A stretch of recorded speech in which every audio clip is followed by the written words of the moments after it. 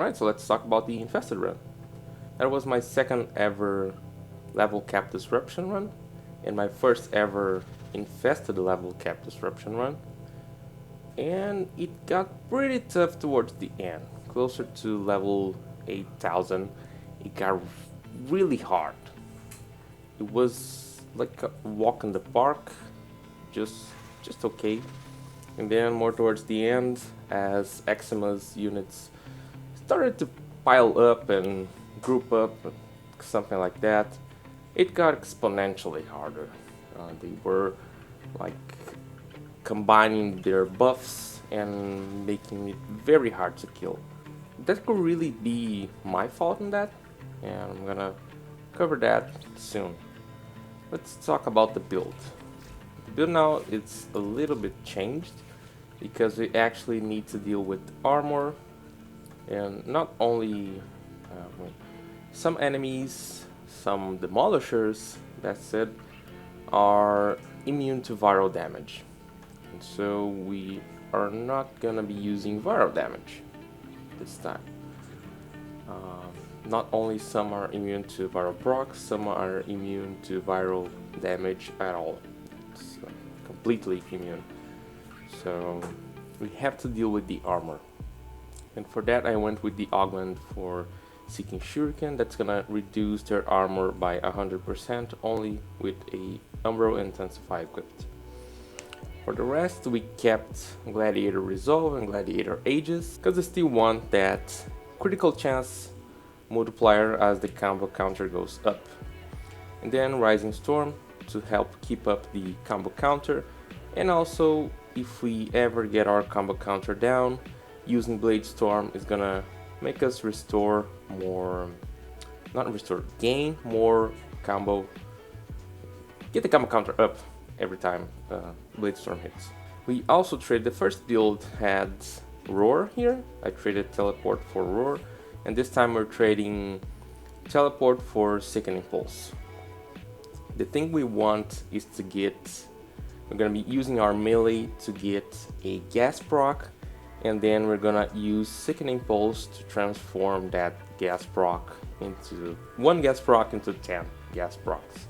And so that's gonna be a gas proc that's gonna hit really hard, and after Sickening Pulse it's gonna hit, it's gonna be worth 10 times. It's gonna be, yeah, that's gonna be a lot of damage.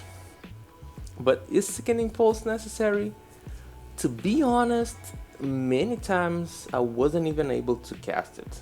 I was probably I think it's the first, probably a boiler demolisher that was killing. I didn't even get the time to cast Sickening Pulse, and he died before that. So we could probably go with something else if you want. You can even keep Roar, I think. Could try that out to see, but not sure when.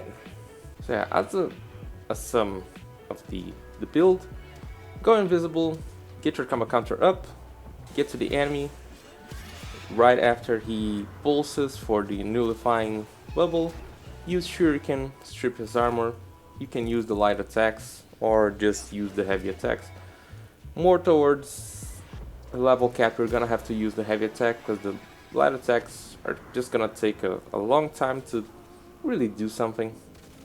So we're gonna be using the heavy attack more towards the level cap.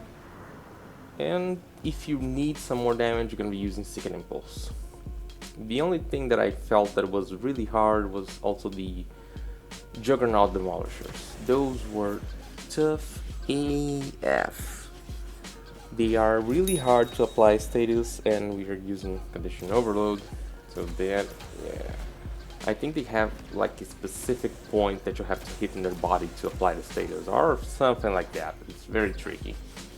Maybe the Epitaph is not the best choice for that. Remember when I said that it could be my fault to be getting the enemies to group up?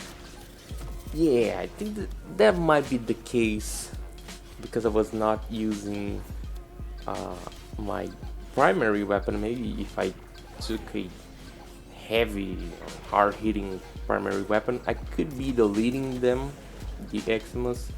Maybe if I've changed the bow instead of taking the electricity one, or just even use the bow. I wasn't even using the bow, I just kept it there because of the primary dexterity. Could have traded the Primate Bane of Grenier for Primate Bane of Infested and try that out, or maybe going with Corrosive instead of Electricity. Not sure what would be better, but kind of feel that that could be avoided and could potentially make much easier to survive. Epitaph, as some of our demolishers are immune to viral, we went with a corrosive primer build. So the only thing really changed is we traded Frostbite for Jolt. That's the stuff, I just kept the rest. Everything is just the same. Corrosive, heat, blast, cold, everything, all of those elements are going to be applied, and also the IPS. Nothing much crazy went on there. As for the Nikana, you can see that this is the build from the last video, which is from the Corpus one, or Luga Disruption. So the thing to get back to the Infested is just to do this. This is the build. Gas. Just traded Fever Strike for Volcanic Edge, and this is the build. As I said in the first video talking about the first Infested, first level cap run, I traded Exodia Hunt for Exodia Triumph. It's also not... Dealing with the Infested is kind of tricky. They move a lot, and on the very beginning they will die so fast to your Nikana that's gonna be kinda hard to even build up the combo. That is just something that I feel. This build will work just fine. You can go for a min-max, probably make something better. As I said in the videos, I was trying to make something cheap everyone could afford. So you can trade Primate Fury for Berserker, and I think that's as far as you can trade. Gas you should keep, and yeah, it's always up to you. As I always said in my videos, that you have to use what you have in Warframe. There is the ideal, there is the meta, there is the min-max, and there's what you have, and you're always gonna have to use what you have. The cat, same thing. In all of the videos I just kept the cat, same stuff, the same loadouts, same mods, I would say. For the operator, it's gonna be the same arcanes, nothing really changed. It's gonna be Magus Elevate and Magus Lockdown. Magus Lockdown for the demolishers, it's one of the only abilities, or one of the only few tactics, equipment to keep them locked and CC'd out of, let's say, cold status. And something that it's not removed so fast, like by the nullifying bubble. And Magus Elevate is just for heals, to help me restore my health. Cat and Magus Elevate were kind of a big deal fighting the Infested, because there's a lot of those ancient Eximus, and they, like Venomous and stuff, they keep draining your health. Yeah, those were pretty helpful. The things that I felt that were kind of the harder stuff in this run was, one, the drones, the Infested drones. That smoke, poisonous smoke gas stuff, it's gonna kill you in an instant. It's really stupid once it gets to a higher level. Juggernaut demolishers are a pain, and Eximus become annoying. So yeah, about the Eximus again, we could be able to deal with that. I'm gonna have to test that on another run, but I think it's, let's say, dealable. Yeah, I think that's about it that I have to talk about this run. It wasn't really hard.